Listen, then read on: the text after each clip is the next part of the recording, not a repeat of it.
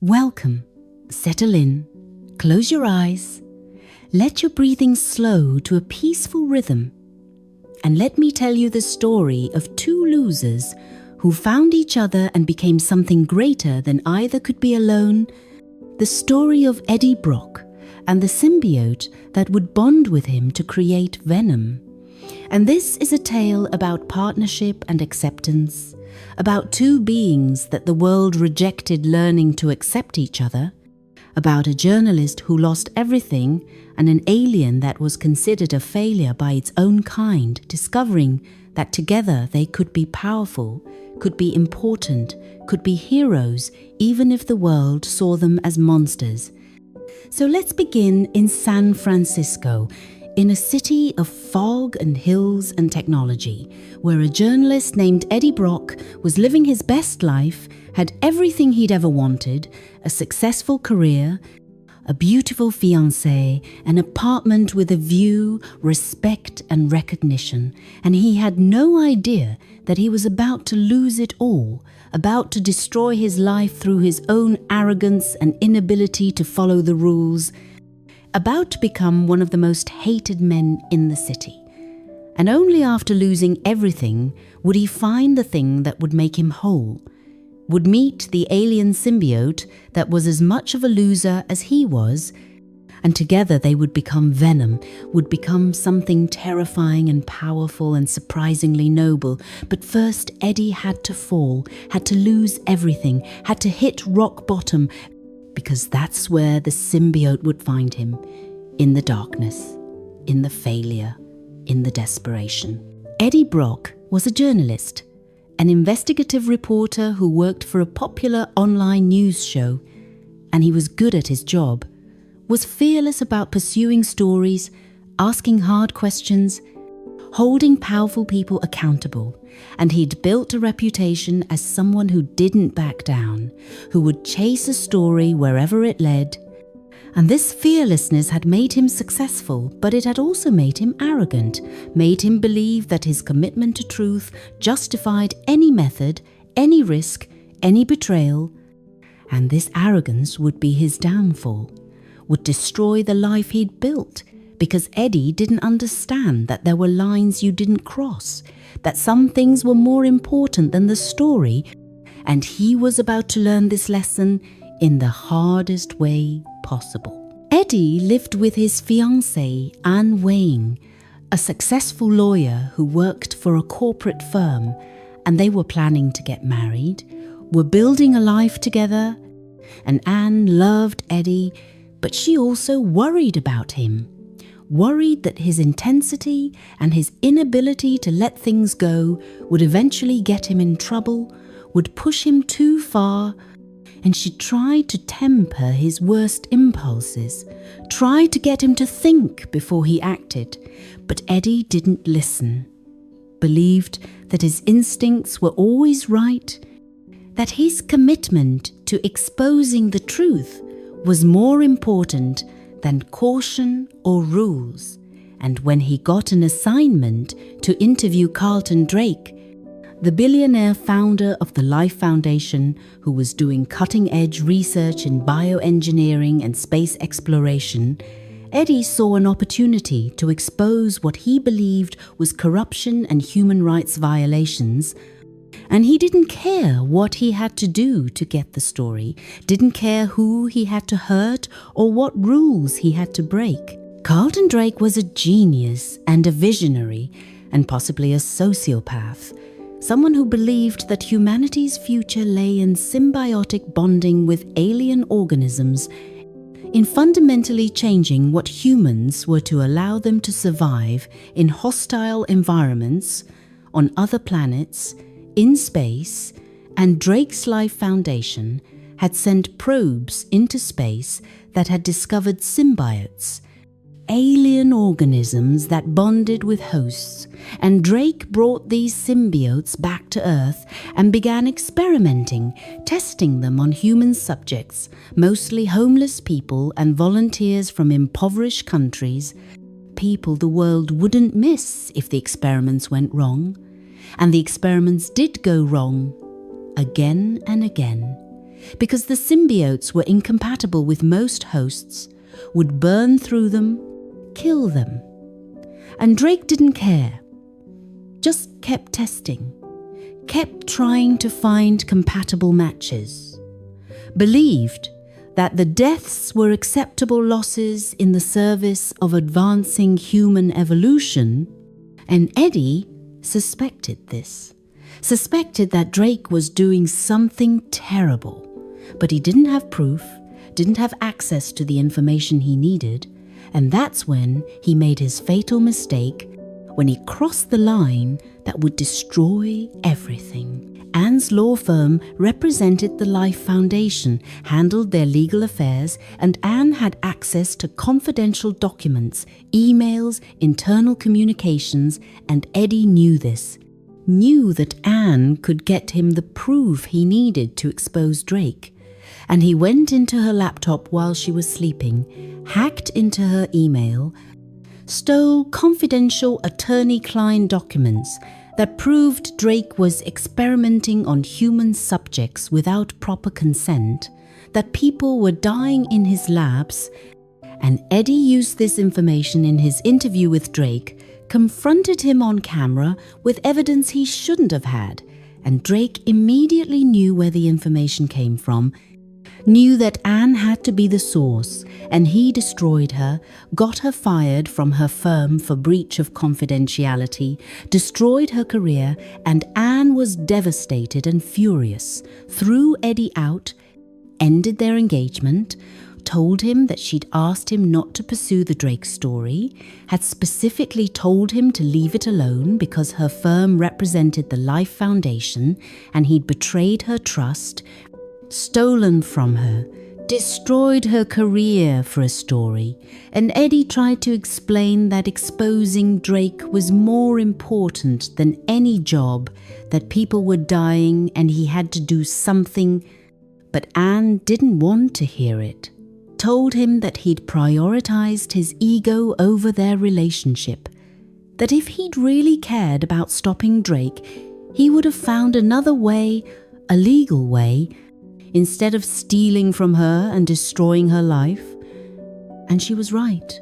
Eddie had been selfish and reckless, had convinced himself that the ends justified the means, and now he'd lost everything, lost Anne, lost his job because his editor fired him for the same ethical violations, lost his reputation because Drake sued him for defamation and won. And Eddie Brock went from successful journalist to unemployed pariah in a matter of weeks, and he had no one to blame but himself. 6 months later, Eddie was living in a cheap apartment, working at a grocery store, unable to get another journalism job because no one would hire him, blacklisted in the industry, and he was bitter and angry and depressed, blamed Drake for destroying him even though Eddie had destroyed himself, and he missed Anne desperately. Would see her sometimes around the city with her new boyfriend Dan, a doctor, a surgeon, someone stable and reliable and exactly what Anne deserved, and Eddie would watch them together and hate himself, hate what he'd become, hate that he'd thrown away the best thing in his life for a story that hadn't even accomplished anything because Drake was still operating, still experimenting, still killing people in his labs. And Eddie had sacrificed everything and changed nothing. And this knowledge was eating him alive, making him bitter and resentful, and he was drinking too much, was barely sleeping, was basically waiting for his life to end. And that's when Maria approached him, when his story actually began.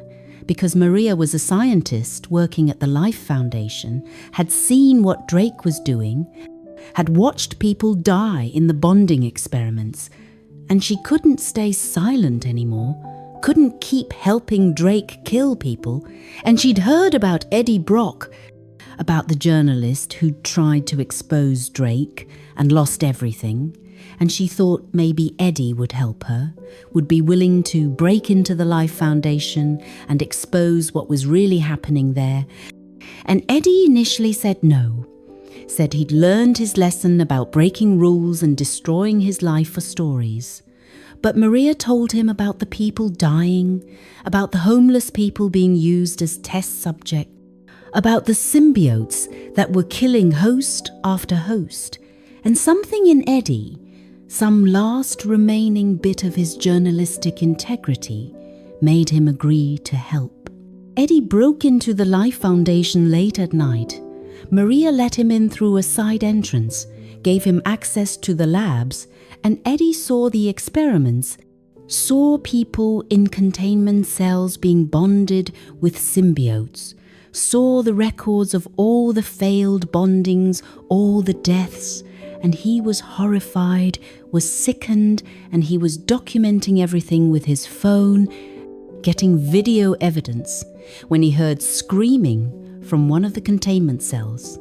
And there was a person in there, someone Eddie recognized, a homeless woman he'd seen around his neighborhood, and she was crying, was begging for help, said they were going to do something to her, were going to put something inside her, and Eddie couldn't leave her, couldn't just walk away when she was right there asking for help.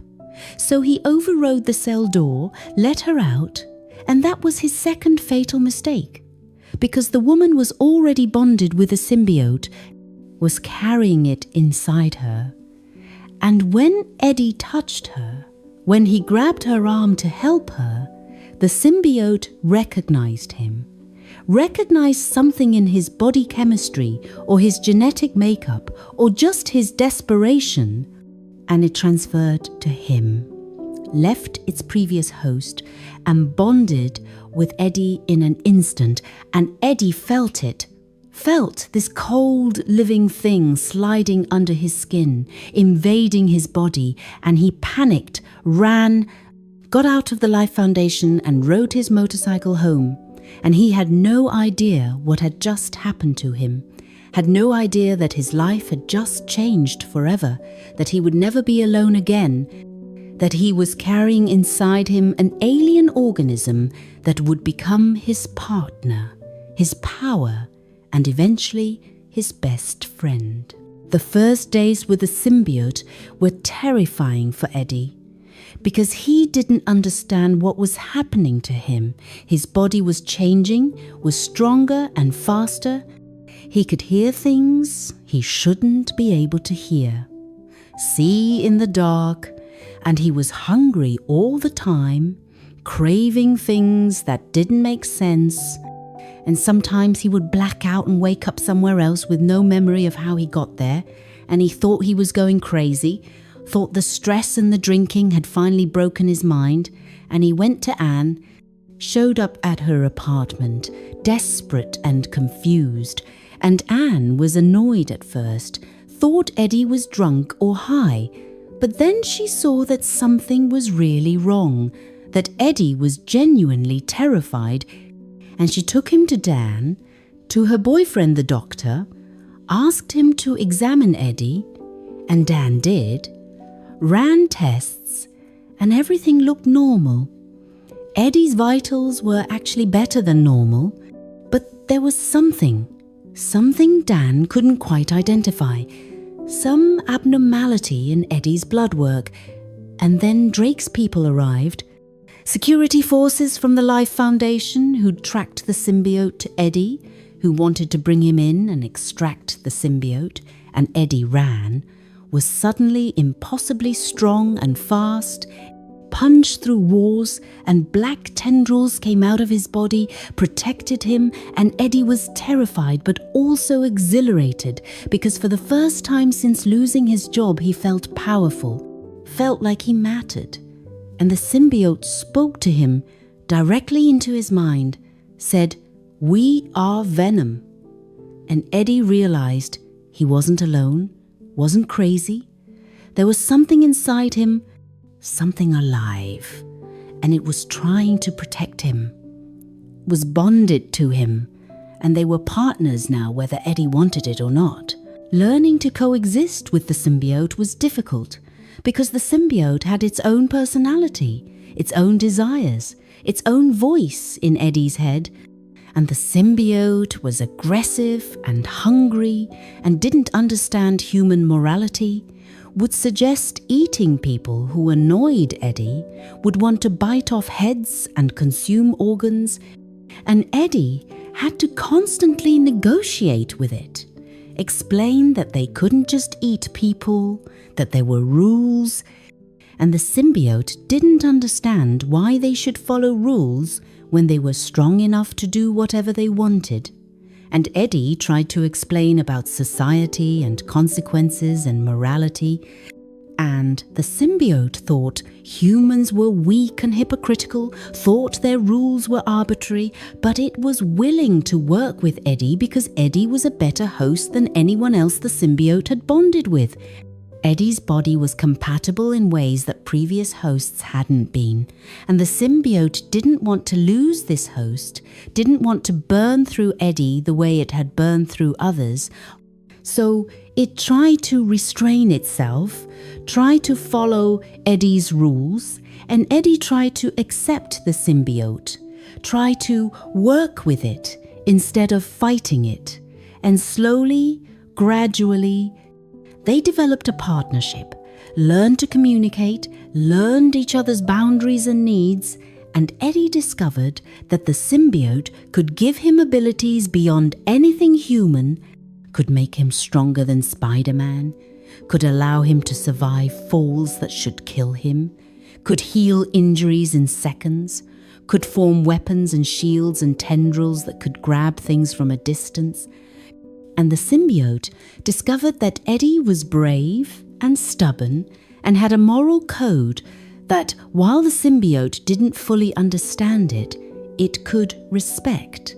And together they were Venom, were something new, something powerful. Something that scared Eddie and excited him in equal measure. Drake sent his forces after Eddie, wanted to recapture the symbiote, wanted to study it and understand why it had bonded successfully with Eddie when it had failed with so many other hosts. And Eddie had to fight, had to use Venom's powers to defend himself. And the first time he fully transformed, the first time he let the symbiote completely take over his body, was terrifying and exhilarating because he became huge, became this monstrous figure with white eyes and a massive mouth full of razor-sharp teeth, and he was strong enough to throw cars, fast enough to dodge bullets, and the symbiote was enjoying this, was reveling in the combat and the violence, wanted to eat the people attacking them, and Eddie had to restrain it, had to insist they just incapacitate the attackers, not kill them, and the symbiote was frustrated but agreed. And they fought their way through Drake's security forces and escaped. And Eddie was shaking when he transformed back, was horrified by what he'd become, by the monster he could turn into, but he was also grateful because the symbiote had saved his life, had protected him, and without it, he would be dead or captured, and he was starting to understand that maybe this partnership could work. Maybe they could use this power for something good, could stop Drake, could save the other symbiotes and the people Drake was experimenting on. Eddie learned that Drake had brought back 4 symbiotes from space, and 3 of them were at the Life Foundation, but one had bonded with Drake himself, a symbiote called Riot that was more aggressive and more powerful than Eddie's symbiote. And Riot had convinced Drake that Earth wasn't worth saving, that humanity was a failed experiment, and the only way forward was to bring more symbiotes to Earth, millions of them, to bond with humans by force and create a new species. And Drake was building a rocket to return to the symbiote's home planet and bring back an invasion force. And Eddie realized he had to stop this, had to destroy the rocket and stop Drake and Riot from bringing more symbiotes to Earth. And the symbiote agreed, because Riot was a bad symbiote, was one of the symbiote species' elite warriors. And Eddie's symbiote was not, was considered weak by its own kind, was the loser, the runt, the failure, and it had been bonded with Riot during the space mission, and Riot had bullied it, had made it feel worthless, and now the symbiote had a chance to prove itself, to show that it wasn't weak, that it had found a perfect host, and together they could defeat even Riot.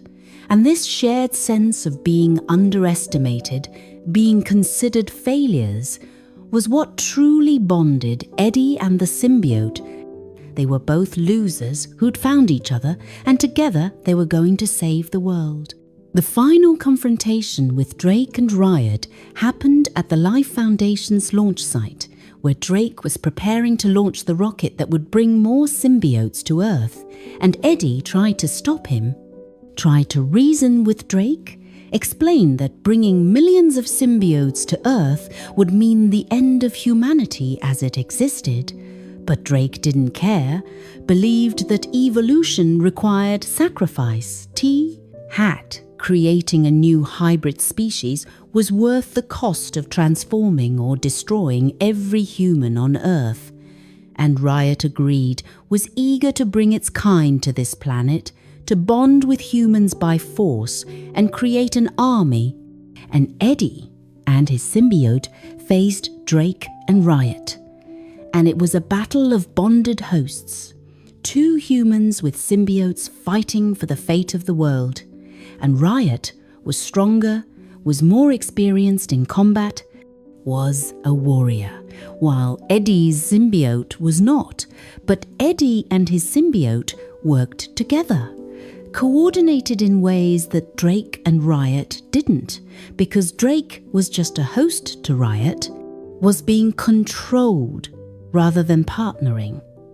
And this difference, this genuine partnership between Eddie and the symbiote, gave them an advantage, allowed them to fight as one being rather than two separate entities trying to share a body, and they damaged the rocket, caused it to explode, and the explosion separated both Eddie and Drake from their symbiotes. And the symbiotes were vulnerable to fire, were burning, and Eddie's symbiote reached for him, wanted to rebond, and Eddie reached back, chose to bond with the symbiote again, even though it meant becoming Venom, even though it meant being a monster, because in that moment Eddie realized he didn't want to be alone, didn't want to lose this partnership, and the symbiote felt the same way. Wanted Eddie specifically, not just any host, and they bonded again, reformed Venom, and they destroyed Riot, killed Drake, stopped the invasion, and they saved the world. And Eddie Brock, the disgraced journalist who'd lost everything, was a hero, was someone who mattered. And the symbiote, the failure from its own species, had proven itself, had defeated one of its kind's warriors, and together they were powerful, were important, were Venom. After saving the world, Eddie had to figure out what came next, how to live his life with the symbiote permanently bonded to him, and it wasn't easy.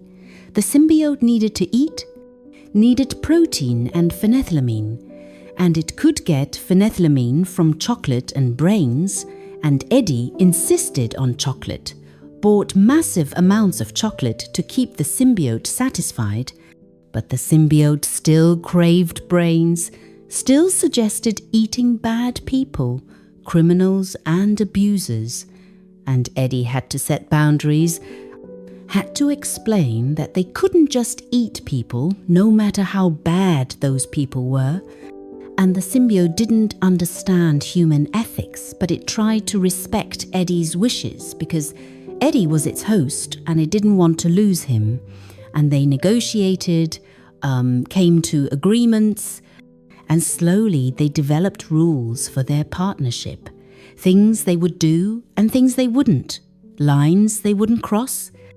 And living with a voice in your head that constantly suggested violence and eating people was exhausting, was isolating, because Eddie couldn't tell anyone about this, couldn't explain to people why he was talking to himself or why he ate so much chocolate, and people thought he was crazy, thought the stress had broken him, and Eddie let them think that because it was easier than explaining about the alien symbiote living inside him.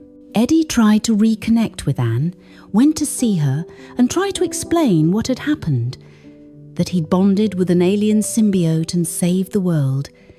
And Anne believed him because she'd seen Venom, had seen Eddie transform. But she also told him that she was with Dan now, was moving on with her life, and while she cared about Eddie and was glad he was okay, they couldn't be together.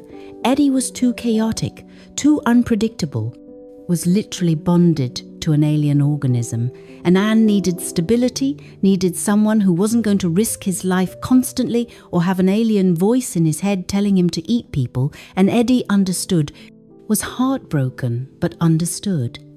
And he let Anne go, wished her happiness with Dan.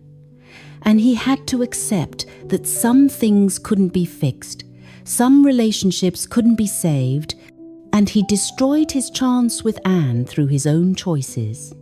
And he had to live with that, had to move forward, and at least he had the symbiote, had this partnership that was strange and sometimes terrifying, but also the closest thing to belonging that Eddie had felt since losing everything. And the symbiote felt the same way, felt that it had finally found where it belonged, finally found a host that didn't reject it or die, finally found someone who treated it as a partner rather than a tool or a parasite, and their bond deepened, became more than just host and symbiote, became something like friendship. Eddie tried to return to journalism, use the footage he'd gotten from the Life Foundation to expose Drake's experiments. And this time the story worked. The evidence was solid, was legally obtained since Eddie had been invited into the facility by Maria. And Drake was dead anyway, so he couldn't sue or fight back. And Eddie's reputation was partially restored. People saw him as the journalist who'd exposed the Life Foundation's crimes and saved the world from an alien invasion. And he got job offers, got opportunities to rebuild his career, but it was complicated because he had the symbiote, had Venom, and the symbiote was protective and aggressive and didn't like people threatening Eddie.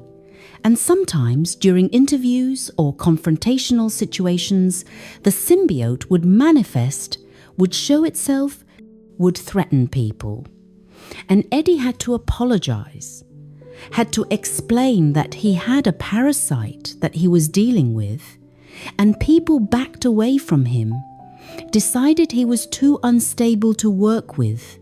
And Eddie's attempts to return to normal life kept failing because his life wasn't normal anymore, would never be normal again. And he had to accept this, had to figure out what his life would be now that he was permanently bonded to an alien organism that gave him superpowers and a constant desire to eat people's heads. The symbiote was learning about humanity through Eddie, was experiencing human emotions and sensations, and it was fascinated and confused by so much of what humans did, didn't understand why Eddie cared about people he didn't know, why he would risk himself to help strangers, why he followed rules that limited his power. And Eddie tried to explain about empathy and society and morality, and the symbiote didn't fully understand, but it was trying, was adapting to Eddie's worldview. And in return, Eddie was learning about the symbiote, about its species, about where it came from. And the symbiote told him about the symbiote homeworld, about the hive mind that connected all symbiotes, about how individual symbiotes were valued only for their strength and compatibility with hosts, and weak symbiotes like Eddie's were considered failures, were looked down upon, and Eddie understood this, understood being considered a failure, being looked down upon, and he told the symbiote that they were both better off away from their kinds, that humans had rejected Eddie and symbiotes had rejected the symbiote, but together they could be strong, could be important, could be Venom.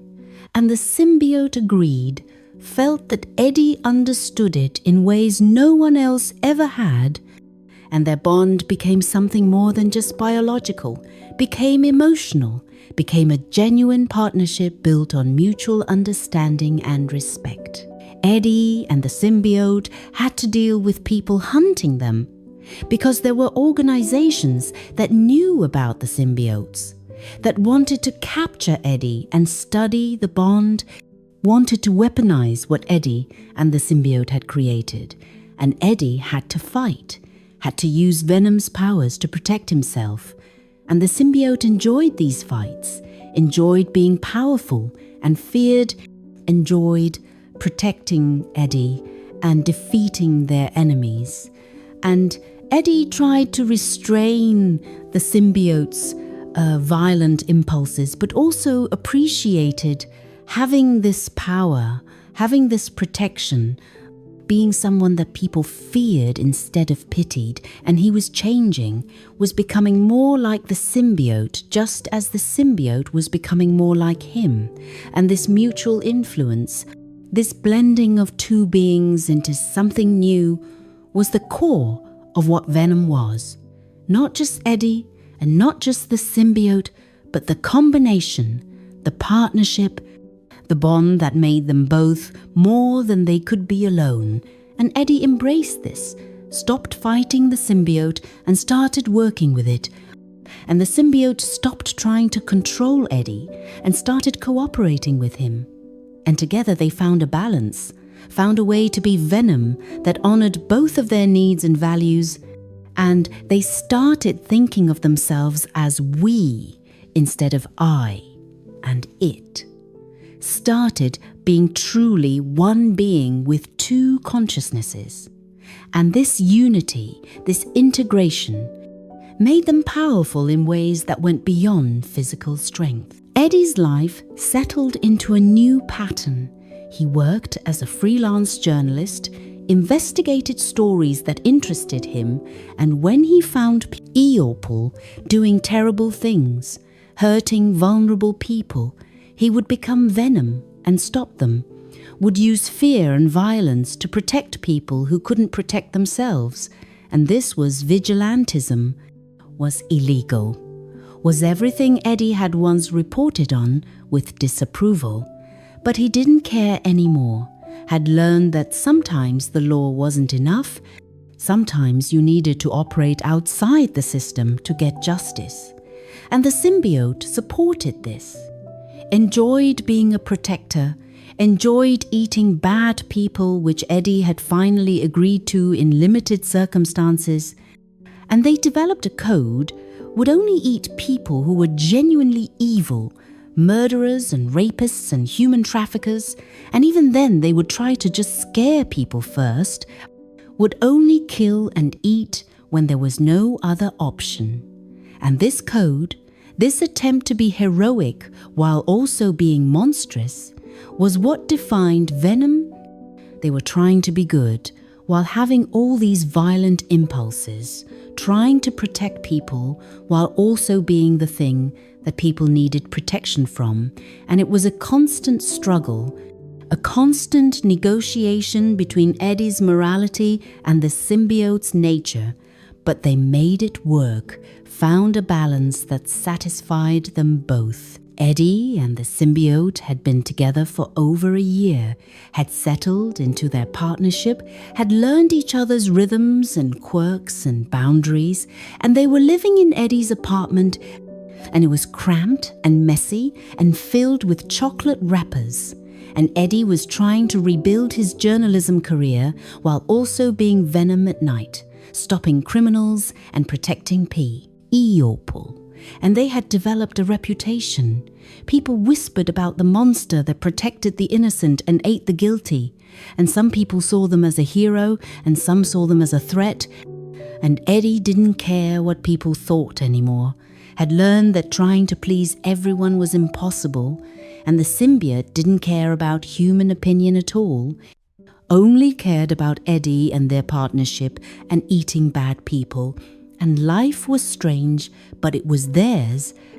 And Eddie was more content than he'd been in years, even though he was bonded to an alien organism and occasionally ate criminals. And this contentment, this acceptance of what he'd become, was something Eddie had never expected to find. But the symbiote had given him purpose, had given him power, had given him belonging. And Eddie was grateful for this partnership, even when it was difficult. Even when the symbiote wanted to eat someone Eddie thought they shouldn't.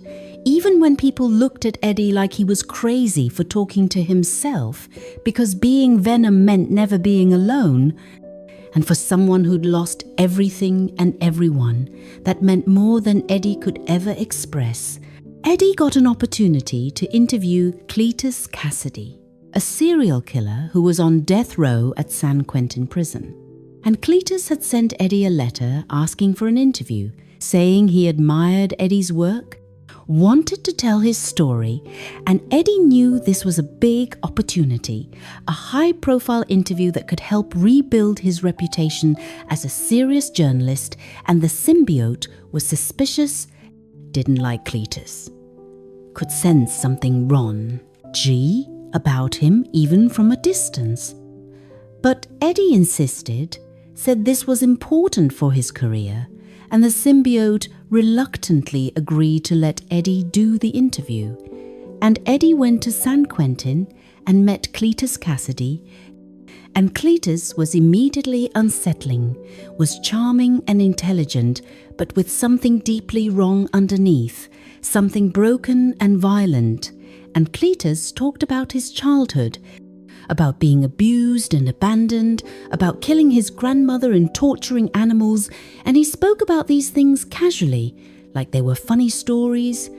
And Eddie was disturbed but also fascinated because Cletus was a perfect subject, was articulate about his own monstrosity in ways that most criminals weren't, and they did several interviews over weeks. And Cletus seemed to like Eddie, seemed to see him as a kindred spirit.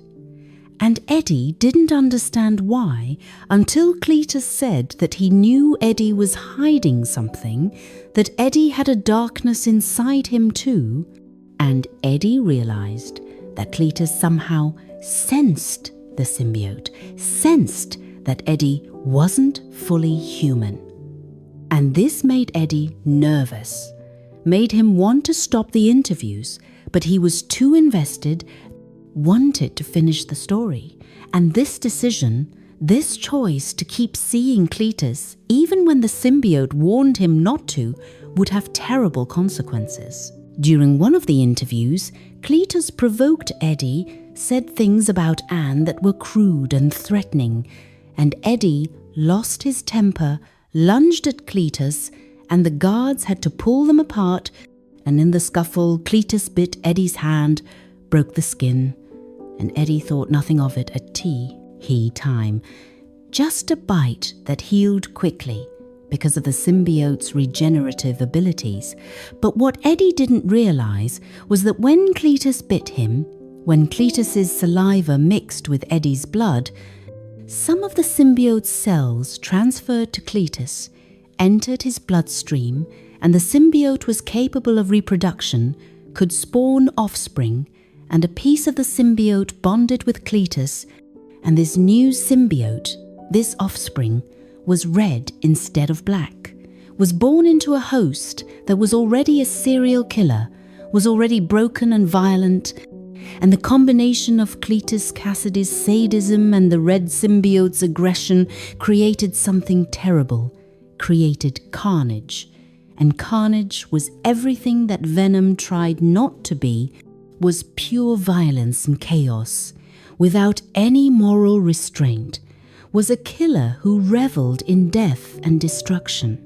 And Carnage helped Cletus escape from San Quentin, slaughtered guards and prisoners, and disappeared into San Francisco, and Eddie saw the news coverage and realized what had happened, realized that the symbiote had reproduced, that Cletus now had a symbiote of his own, and Eddie felt responsible, felt that this was his fault for continuing the interviews when the symbiote had warned him.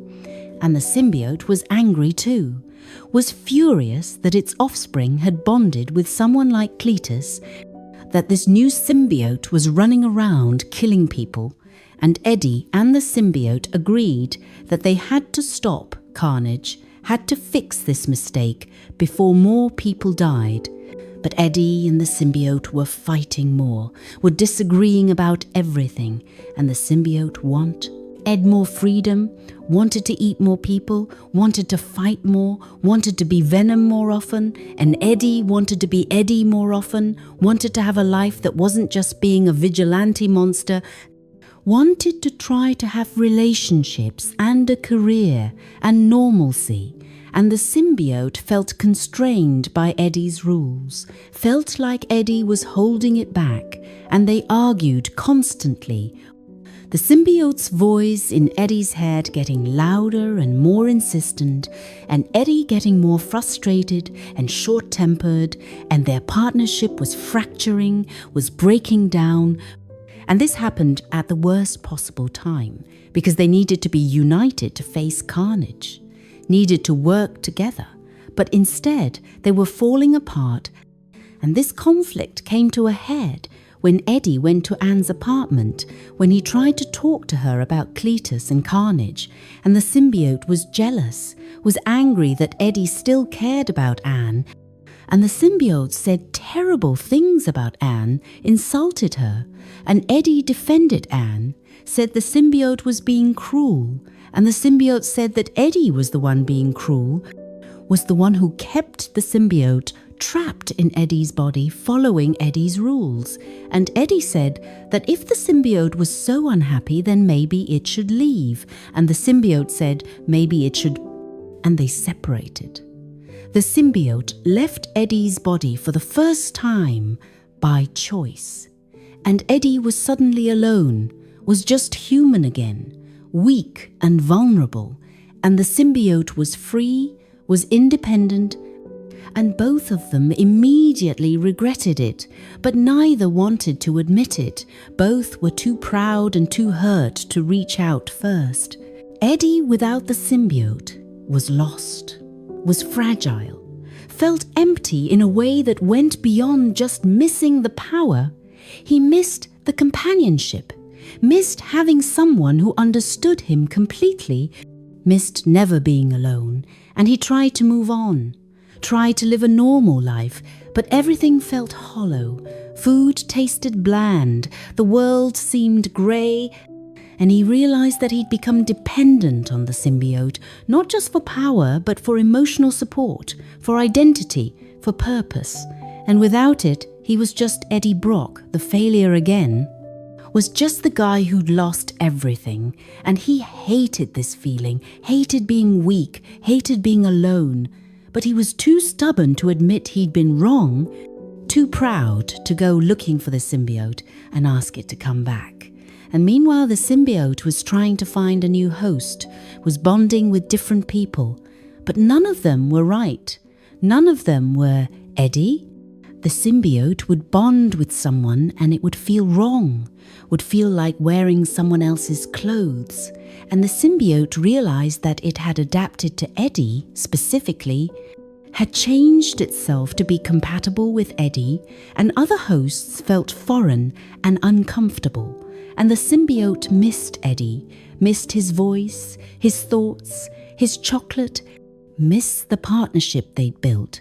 And both Eddie and the symbiote were miserable apart, but neither wanted to be the first to admit it.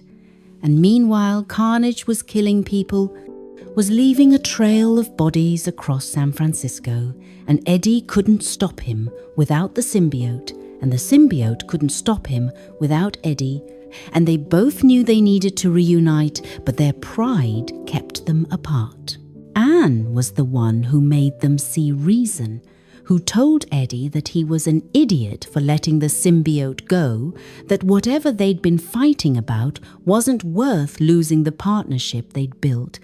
And Eddie tried to explain that the symbiote was demanding too much, was trying to control his life, and Anne said that relationships required compromise, that both of them had to give and take. And Eddie needed to stop being so controlling, and the symbiote needed to respect Eddie's boundaries, and they needed to talk, really talk, and work out their issues instead of just separating.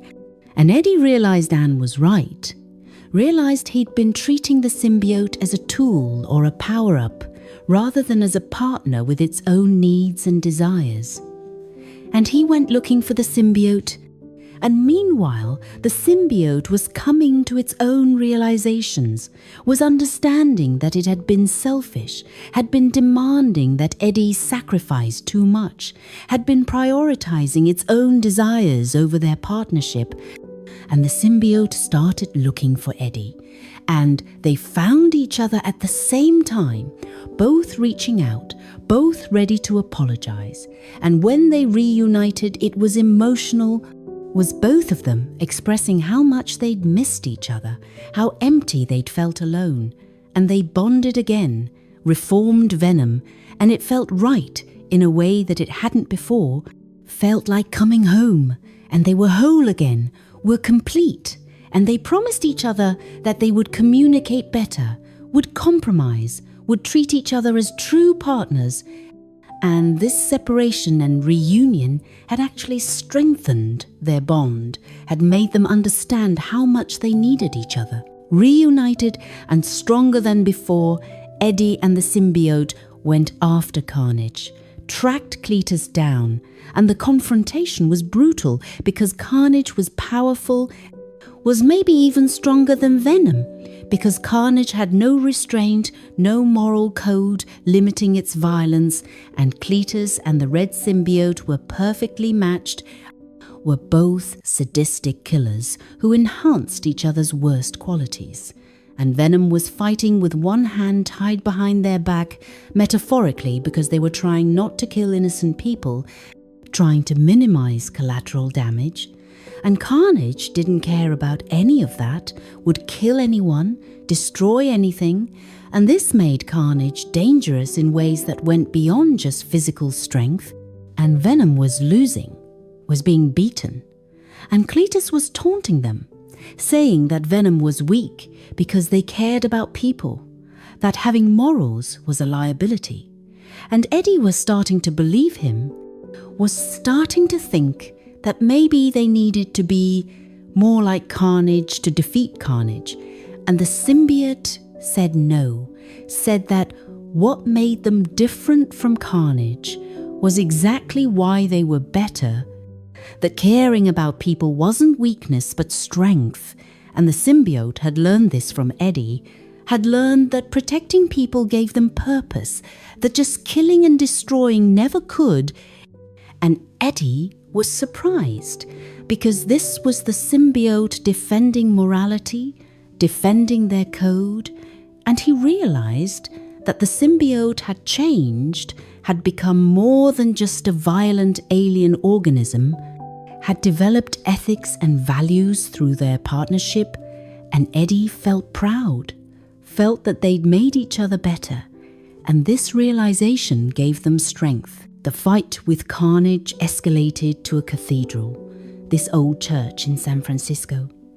And churches were dangerous for symbiotes because of the bells, because sonic vibrations could hurt symbiotes, could separate them from their hosts. And Carnage chased them there, and Venom had to fight while also avoiding the bells. And it was difficult, was almost impossible, and Cletus was winning, was about to kill them. And Eddie and the symbiote had a moment of perfect synchronization, of complete unity, where they stopped being Eddie and the symbiote and became truly Venom, became one being And they fought back with everything they had, used the environment, used their knowledge of symbiote weaknesses, and they managed to separate Cletus from the red symbiote using the bell's sonic vibrations. And Cletus without carnage was just a man, was just a serial killer, and Venom captured him, brought him back to San Quentin, and the red symbiote was contained, was separated from Cletus, and the threat was over. And Eddie and the symbiote had saved the city, had stopped the monster they'd accidentally created, and they felt accomplished, felt like real heroes. And their bond was stronger than ever because they'd been tested, had separated and reunited, had faced something terrible together and won. And they understood now that they were better together than apart, that their partnership was the most important thing, and they committed to each other fully, decided that they were Venom forever, that this bond was permanent. After defeating Carnage, Eddie and the symbiote's relationship deepened. Ed into something that went beyond just host and symbiote, became a genuine friendship built on mutual respect and understanding and shared experiences. And they learned to communicate better, to express their needs and frustrations before they became major problems. And Eddie became more accepting of the symbiote's nature, stopped trying to completely suppress its violent impulses, and instead found healthy outlets for them, and the symbiote became more accepting of Eddie's need for human connection and normalcy, stopped being jealous when Eddie spent time with other people, understood that Eddie having friends and relationships didn't mean he valued the symbiote less, and they found a balance that worked for both of them, and Eddie's life actually improved. His journalism career picked up, he was getting good assignments, exposing corruption, telling important stories, and he had the symbiote as backup, as protection, as someone to talk to when things got difficult. And the symbiote had Eddie, had a host who treated it as a partner, who valued its opinions, who had taught it about morality and purpose and what it meant to be a hero, and both of them were happier than they'd ever been, separately or together. And people who knew Eddie noticed the change, noticed that he seemed more confident, more grounded, more at peace with himself, and they attributed it to therapy or medication or just time healing his wounds. And Eddie let them think that because explaining about the alien symbiote was complicated. Anne and Dan got married, and Eddie attended the wedding. And the Symb, IoT attended too, hidden inside Eddie but present. And Eddie watched Anne marry someone else and felt happy for her, felt that she deserved this happiness, and there was no bitterness or jealousy, just genuine affection and hope that she'd have a good life. And the symbiote felt this too, had learned from Eddie how to care about people without possessing them, how to want good things for people, even when those things didn't include you. And after the wedding, Eddie and the symbiote went home, and the symbiote said that they didn't need Anne, that they had each other, and that was enough. And Eddie agreed, said that the symbiote was his family now, was the most important relationship in his life, and the symbiote was moved by this, had never expected to have this kind of connection with anyone, had thought it would just be a parasite taking from hosts until it found a stronger one. But Eddie had taught it that partnership was better than parasitism, that being valued was better than being feared, and the symbiote committed itself fully to Eddie and to being Venom, to protecting people, to being a hero even if they were a scary one. And Eddie committed himself to the symbiote, to taking care of it, to providing it with what it needed, to being a good partner, and their bond became unbreakable, became the kind of connection that transcended biology or convenience, became love in its own strange way. Venom became known as the Lethal Protector, this title that captured exactly what they were, a protector who was willing to be lethal when necessary, who operated in the grey areas, where traditional heroes couldn't or wouldn't go, and they established territory, claimed certain neighborhoods in San Francisco as under their protection, and criminals learned to avoid these areas. Learn that if you hurt people in Venom's territory, you would face consequences that were swift and terrifying, and crime rates dropped, people felt safer, and there were murals of Venom painted on buildings. This monstrous figure with a white spider symbol and the massive teeth. And some people saw these murals as threatening, and some saw them as reassuring. And Venom didn't care which, as long as people were safe, as long as the vulnerable were protected, and they stopped muggings and robberies, stopped domestic abusers and drug dealers who sold to kids, stopped rapists and human traffickers. And sometimes they just scared these people, used fear to make them stop. And sometimes they ate them when the crimes were bad enough and the criminals were unrepentant. And Eddie had made peace with this, had accepted that some people were so evil that removing them from the world was the moral choice. And the symbiote appreciated that Eddie trusted its judgment about who deserved to be eaten, and they worked together to be the protectors their neighborhood needed, unconventional and terrifying, but effective.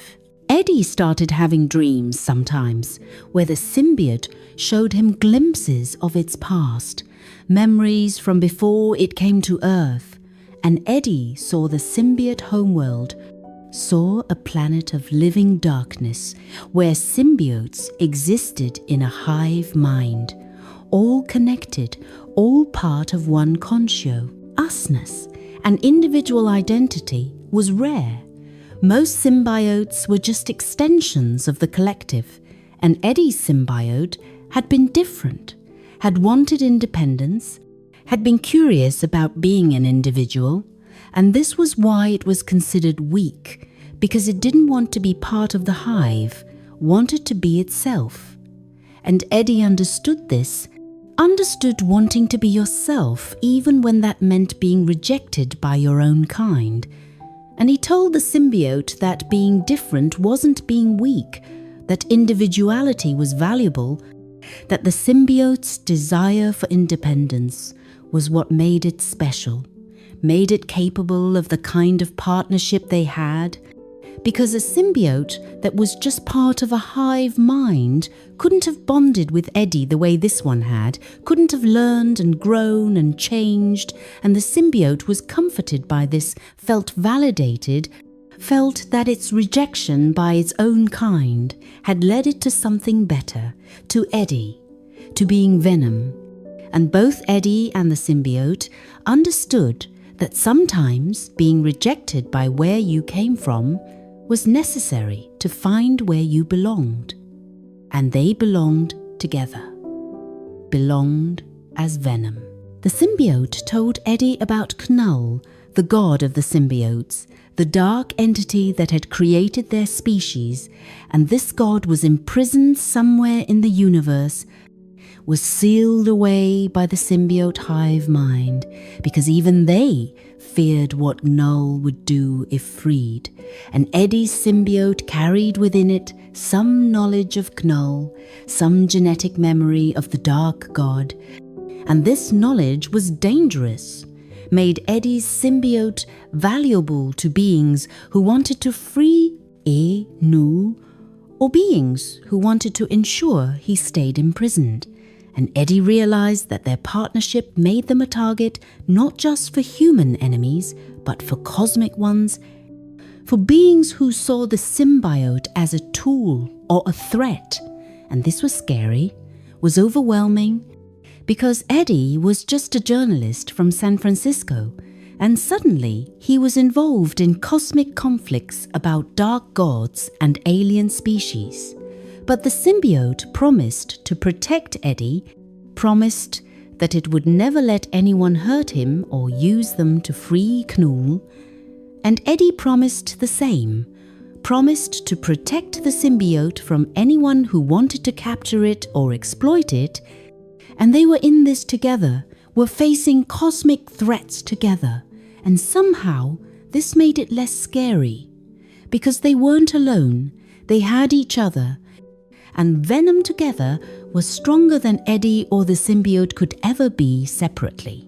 Life as Venom continued, Eddie doing journalism by day and being a protector by night, and the symbiote learning more about humanity, learning about art and music and food, and Eddie learning more about the symbiote, about its species and its abilities and its personality, and they were constantly discovering new things about each other, new depths to their partnership, and the symbiote developed preferences, liked certain foods and disliked others, liked action movies and disliked romance movies, liked rock music and disliked classical.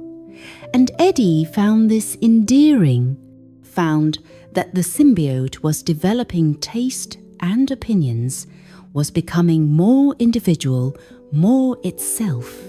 And the symbiote appreciated that Eddie encouraged this, encouraged it to be its own person rather than just Eddie's power-up. And their conversations became more sophisticated, moved beyond just "can we eat him?"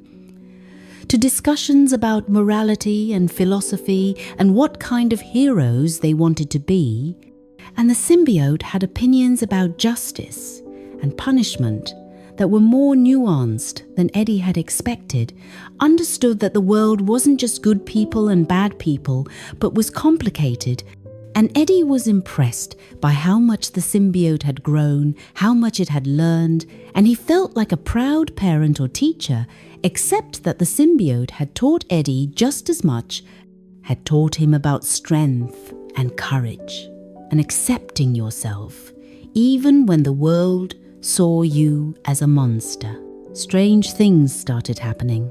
Reality started feeling unstable, and Eddie would sometimes have flashes of memories that didn't make sense, glimpses of other lives, other worlds, and the symbiote felt it too, felt the multiverse becoming unstable, felt barriers between realities breaking down, and they didn't understand what was happening, but they knew it was big, was something that went beyond their usual scope of stopping muggers and protecting neighborhoods. And then one day Eddie was in a bar, was drinking and talking to the bartender, and the world flashed, shifted, and suddenly Eddie was somewhere else, somewhere tropical.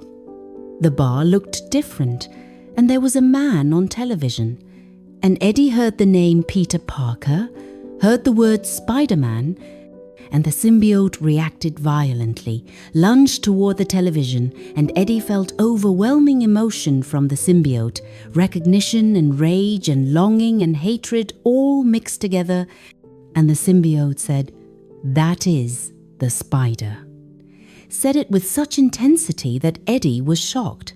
And before Eddie could ask what that meant, before he could process this reaction, the world shifted again, flashed, and they were back in their bar in San Francisco, and everything was normal, and Eddie asked the symbiote what had just happened, what was the spider. And the symbiote said it didn't know, said it had memories that weren't its own, knowledge of someone in red and blue, someone important, someone who mattered, and Eddie and the symbiote were confused and disturbed, but they didn't know what to do about it, didn't understand that they'd briefly shifted to another universe where things were different, where their story was different. The symbiote told Eddie that it felt connected to other symbiotes across space and time, felt that there were others like it, bonded to other hosts, and some of these bonds were good like theirs, and some were terrible like Carnage, and the symbiote carried knowledge from all of these connections, genetic memories of things it had never experienced, and this was part of the hive mind. It had tried to escape this connection to all other symbiotes, and Eddie asked if the symbiote ever regretted leaving the hive, ever missed being connected to its own kind, and the symbiote said no, said that being connected to everyone meant being connected to no one, meant losing yourself in the collective, and it preferred being connected deeply to Eddie, preferred having one genuine bond over countless shallow ones. And Eddie felt the same way, had never been good at maintaining lots of friendships or relationships, had always been someone who preferred a few deep connections over many superficial ones. And he and the symbiote were alike in this way, were both individuals who didn't fit in with their own kinds, but had found each other. And their friendship was built on this mutual understanding, this shared experience of being outsiders who had finally found where they belong. Eddie thought about the future sometimes, about what would happen to them, whether they would be Venom forever or whether someday they might separate, and the thought of separation terrified him because he couldn't imagine life without the symbiote anymore, couldn't imagine being alone in his own head after years of constant companionship. And the symbiote felt the same way, felt that Eddie was its permanent home, that it would never want another host. And they talked about this, about their commitment to each other, and they decided that they were partners for life, that barring some catastrophic separation, they would be together until one of them died, and even then the symbiote said it would die with Eddie, would refuse to bond with another host, would choose to end rather than continue without its partner. And Eddie was moved by this loyalty, by this commitment, and he promised the same, promised that he would never try to separate from the symbiote, would never reject it or try to get rid of it. And they were bonded not just biologically but emotionally, not just host and symbiote but partners, friends, family. And this bond was the most important thing in both of their lives. Venom's reputation grew. They became known beyond just San Francisco, became someone that other heroes knew about. This lethal protector who operated in grey areas, who was violent but generally on the side of good. And occasionally they would cross paths with other heroes, other people with powers who were trying to help, and these interactions were always tense because most heroes didn't trust Venom, saw them as too violent, too willing to kill, too monstrous, and Venom didn't trust other heroes either, saw them as judgmental, as thinking they were better because they followed stricter codes, and Eddie and the symbiote didn't need approval from other heroes, didn't need to be part of teams or organizations. They had each other and they had their mission, and that was enough. And they operated independently, helped people their own way, and if other heroes didn't like their methods, then those heroes could stay out of Venom's territory. And this isolation was fine with Eddie and the symbiote. They preferred it, actually, preferred not having to explain themselves or justify their choices, preferred just doing what they thought was right and not worrying about what anyone else thought. Eddie's relationship with Anne settled into a comfortable friendship. She and Dan would occasionally have Eddie over for dinner, and the symbiote would be there too, hidden but present, and Anne knew the symbiote was there and would sometimes talk to it directly, asking how it was doing, whether it was treating Eddie well, and the symbiote would respond through Eddie would say that it was fine, that Eddie was taking good care of it. And these interactions were sweet and domestic and strange. This friendship between a married couple and a man bonded to an alien organism, but it worked. They made it work. And Eddie was grateful to still have Anne in his life, in some capacity, grateful that she'd forgiven him for the mistakes he'd made, and Anne told Eddie that she was proud of him, proud of how he'd turned his life around, how he'd found purpose after losing everything, and she didn't know the half of it, didn't know about all the people Venom had saved, all the criminals they'd stopped, all the good they'd done. But Eddie appreciated the sentiment anyway, appreciated that Anne could see he was doing better, even if she didn't know the details. The symbiote started expressing interest in having offspring again, wanted to reproduce, wanted to create another symbiote, and Eddie was immediately opposed, reminded the symbiote what happened with Carnage, how their offspring had bonded with a serial killer and become a monster. And the symbiote said it had learned from that mistake, said that if they carefully chose a host for the offspring, found someone good and compatible, they could create another Venom, another protector. And Eddie was skeptical but also understanding, recognized that reproduction was a natural drive for the symbiote species. And they talked about it, discussed what qualities a host would need, discussed how they would train and guide the offspring to make sure it didn't become another Carnage. And they didn't make any decisions, but the conversation was productive, was them working through a complicated issue together, considering each other's perspectives. And this was growth, was them being true partners. And whether or not they eventually decided to have symbiote offspring, the important thing was that they were discussing it, were making decisions together, were treating each other's desires and concerns as equally valid. Eddie thought about legacy sometimes, about what he wanted to leave behind, and before the symbiote, he'd thought his legacy would be his journalism, the stories he'd written, the corruption he'd exposed. But now, he thought his legacy might be Venom, might be the people they'd saved, and the criminals they'd stopped, and the neighborhood they'd protected. And this was a different kind of legacy, was one that wouldn't have his name on it, because Venom operated in shadows, helped people who often didn't know who had helped them, and Eddie was okay with this, had learned that you didn't need recognition or credit to make a difference, that anonymous good deeds were just as valuable as celebrated ones.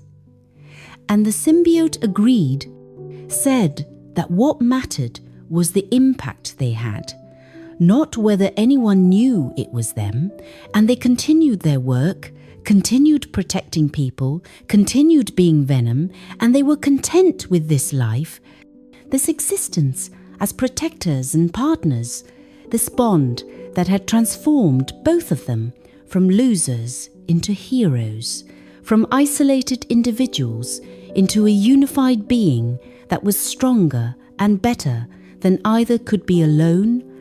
And as you drift off to sleep thinking about Eddie and the symbiote, about their journey from desperate strangers to inseparable partners, remember that we all have parts of ourselves that feel alien or monstrous, parts we're afraid of or ashamed of, and Eddie's story teaches us that accepting these parts, integrating them instead of fighting them, can make us whole, can make us powerful.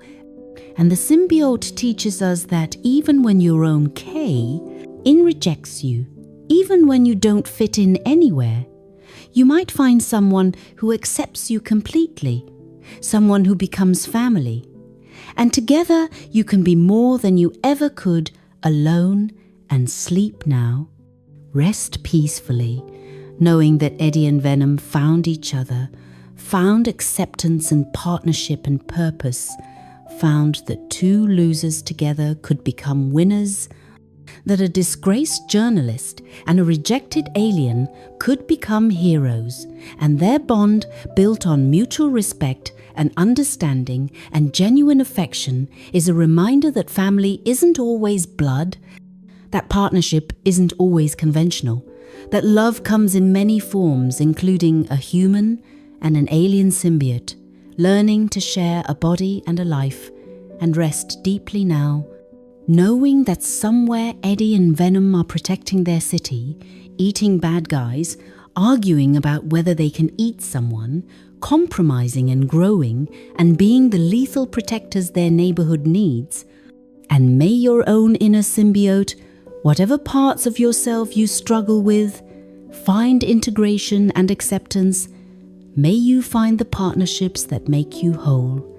And good night, sleep well, and remember that we are all Venom in our own way, all combinations of different parts trying to work together. And the key to peace is accepting all of ourselves, the good and the monstrous, the human and the alien, and letting them work together instead of fighting, just as Eddie and the symbiote learned to do, and they are better for it, are whole and powerful and purposeful. And you can be too, and sleep now deeply and peacefully, and dream of partnerships that make you stronger, of acceptance that makes you whole, of two becoming one, becoming something greater, just like Venom, just like Eddie and his symbiote, forever bonded, forever partners, forever protecting their city and each other. And good night. And so the story of Venom comes to rest, the tale of two beings who found in each other what the world had denied them: acceptance, purpose, and belonging. Sleep peacefully now, knowing that Eddie and the symbiote are out there protecting people, eating chocolate, and arguing like an old married couple. May you find your own perfect partnerships, your own acceptance of all the parts of yourself you think are monstrous. We are Venom. We are whole, and we are enough. Good night.